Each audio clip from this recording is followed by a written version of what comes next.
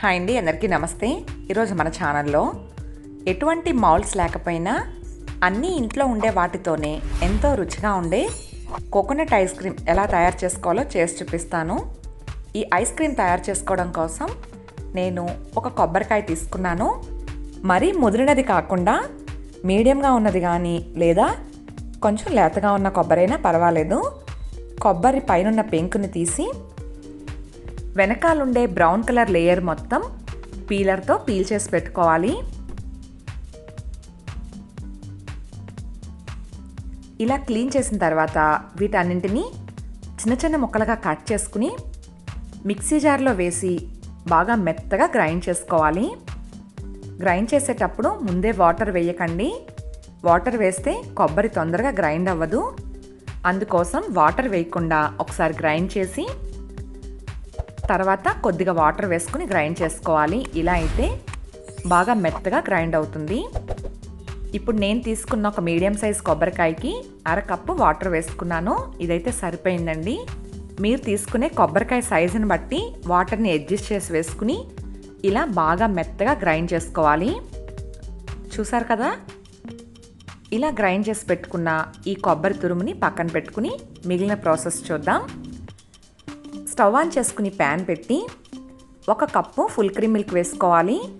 పాలు బాగా చిక్కగా ఉన్నవి తీసుకోండి, అప్పుడే ఐస్ క్రీమ్ బాగుంటుంది. మంటను మీడియం హీట్లో పెట్టి 2-3 నిమిషాల పాటు పాలను బాగా మరగనివ్వాలి. పాలు మరుగుతూ ఉంటాయి. ఇంతలో మిగిలిన ప్రాసెస్ చూద్దాం. ఒక బౌల్ తీసుకుని ఇందులో అరకప్పు పాలు వేసి 1 టేబుల్ స్పూన్ కార్న్ఫ్లోర్ వేసుకుని ఉండలు లేకుండా బాగా కలుపుకోవాలి. ఉండలుంటే పాలల్లో వేసేటప్పుడు గట్టిగా అయిపోతుందండి. ఎక్కడ లంప్స్ లేకుండా బాగా కలిపి మరుగుతూ ఉన్న పాలల్లో వేసుకుని గరిటెతో బాగా కలుపుకోవాలి. కార్న్ఫ్లోర్ వేసిన తర్వాత కలపకుండా వదిలేసిన మంటను హై ఫ్లేమ్లో పెట్టినా ఉండలుండలుగా కట్టేస్తుంది, అలాగే ప్యాన్కి అంటుకుపోతుంది. మంటను లో ఫ్లేమ్లో పెట్టుకుని మీగడ కట్టకుండా గరిటెతో కలుపుతూ తిక్కుగా అయ్యేంత వరకు ఉడికించుకోవాలి. ఇది ఉడకడానికి మరి ఎక్కువ టైం అయితే తీసుకోదు, 2-3 మినిట్స్ అయితే సరిపోతుంది. ఫ్రెండ్స్ చూడండి, ఇలా ఇది కాస్త తిక్కుగా అయిన తర్వాత ఇప్పుడు షుగర్ యాడ్ చేసుకోవాలి. నేను తీసుకున్న 1.5 కప్పు పాలకి అరకప్పు షుగర్ అయితే స్వీట్ కరెక్ట్గా సరిపోయింది. స్వీట్ కొంచెం ఎక్కువ తినేవాళ్ళైతే ఇంకొక 2 టేబుల్ స్పూన్ల వరకు వేసుకోవచ్చు. ఫ్రెండ్స్ చూడండి, షుగర్ అంతా కరిగేటప్పటికి ఇది కాస్త పలచబడింది కదా. ఇప్పుడు మంటను లో ఫ్లేమ్లో ఉంచి బాగా తిక్కుగా అయ్యేంత వరకు గరిటెతో కలుపుతూ ఉడికించుకోవాలి. చూసారు కదా, ఇలా థిక్ కన్సిస్టెన్సీ వచ్చిన తర్వాత స్టవ్ ఆఫ్ చేసేసి బాగా చల్లారనివ్వాలి.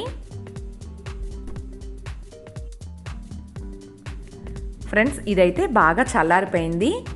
ఇలా బాగా చల్లారిన ఈ మిశ్రమాన్ని మిక్సీ జార్లో వేసుకోవాలి. వేడి మీద గ్రైండ్ చేసుకుంటే ఒక్కొక్కసారి పైకి చిమ్మే అవకాశం ఉంటుంది. చల్లారిన తర్వాత మాత్రమే వేసుకోండి. ఇప్పుడు ముందుగా గ్రైండ్ చేసి పెట్టుకున్న పచ్చి కొబ్బరి పేస్ట్ మొత్తం వేసుకుని 1/2 కప్ వరకు పాల మేగడ వేసుకోవాలి. ఇది మీ దగ్గర లేకపోతే బయట మార్కెట్లో దొరికే అమూల్ ఫ్రెష్ క్రీమ్ అయినా వేసుకోండి, బాగుంటుంది. ఇలా అన్నీ వేసిన తర్వాత మూత పెట్టుకుని 5 నిమిషాల పాటు బాగా గ్రైండ్ చేసుకోవాలి. మనం ఎంతసేపు గ్రైండ్ చేస్తే ఐస్ క్రీమ్ అంత సాఫ్ట్గా ఉంటుంది, గుర్తుపెట్టుకోండి. ఇలా గ్రైండ్ చేసుకున్న ఈ మిశ్రమాన్ని మీ దగ్గర ఐస్ క్రీమ్ మౌల్డ్స్ అవైలబుల్ ఉంటే ఐస్ క్రీమ్ మౌల్డ్స్లో వేసుకోవచ్చు. ఐస్ క్రీమ్ మౌల్డ్స్ లేకపోయినా ఏం పర్వాలేదు. మన ఇంట్లో ఉండే చిన్న చిన్న టీ గ్లాసెస్లో కానీ లేదా స్టీల్ డబ్బాలో కానీ వేసుకుని ఈ ఐస్ క్రీమ్ తయారు చేసుకోవచ్చు. నేను మీకు రెండింట్లో వేసి చూపిస్తున్నాను. మూత పెట్టి వీటన్నింటినీ ఫ్రీజర్లో ఓవర్ నైట్ కానీ లేదా 12 అవర్స్ కానీ పెట్టుకోవాలి. ఇవన్నీ ఫ్రీజ్ అయిన తర్వాత మీకు చూపిస్తున్నాను. ఫ్రెండ్స్ చూడండి, ఫ్రిడ్జ్లోంచి తీసిన తర్వాత ఇలా ఒక బౌల్లోకి వాటర్ తీసుకుని ఐస్ క్రీమ్ మౌల్డ్ అయితే ఆ మౌల్డ్ని ఒక 30 సెకండ్స్ పాటు పెట్టండి. మరి ఎక్కువసేపు పెడితే కరిగిపోతుంది. ఇలా ఒక 30 సెకండ్స్ పెట్టిన తర్వాత ఐస్ క్రీమ్ మౌల్డ్లోంచి చాలా ఈజీగా వస్తుంది. లేదంటే తీయడానికి కొంచెం ఇబ్బంది అవుతుంది. ఫ్రెండ్స్ చూసారు కదా, ఇంట్లో ఉండే ఇంగ్రీడియంట్స్తో కోకోనట్ ఐస్ క్రీమ్ ఎలా తయారు చేసుకోవాలో.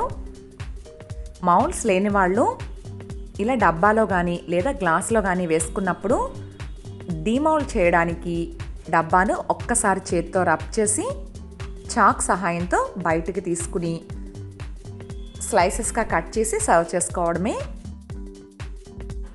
మౌల్డ్స్ లేకపోయినా ఐస్ క్రీమ్ ఎంత పర్ఫెక్ట్గా తయారు చేసుకోవచ్చో ఇలా నేను చెప్పిన ఈ ప్రాసెస్లో మీ ఇంట్లో కనుక కొబ్బరి ఉంటే తప్పకుండా ట్రై చేయండి.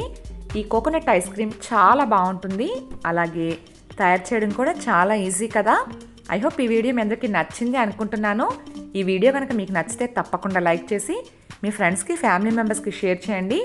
అలాగే నా ఛానల్ని మొదటిసారి చూస్తే సబ్స్క్రైబ్ చేసుకోవడం మర్చిపోవద్దు. Thanks for watching. Please like, share, comment and subscribe to my channel.